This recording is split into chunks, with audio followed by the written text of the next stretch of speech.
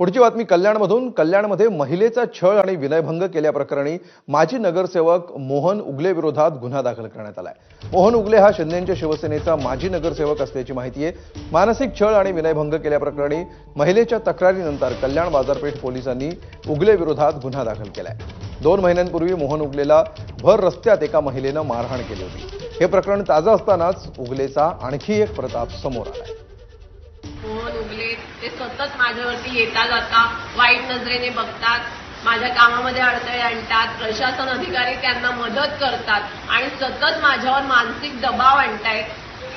तरी मला उद्या माझ्या जीवाचं काही बरं वाईट झालं ते मला आत्महत्येसाठी अक्षरशः इतकी वेळ आणली की ते मला आत्महत्येसाठी प्रवृत्त करतायत। तर उद्या माझ्या जीवाचं काही बरं वाईट झालं तर सर्वस्वी मोहन उगले यांना जबाबदार धरण्यात यावं प्रशासनाने। आणि प्रशासन यामध्ये स्वतः सुद्धा अधिकारी त्यांना मदत करतायत याची मला खूप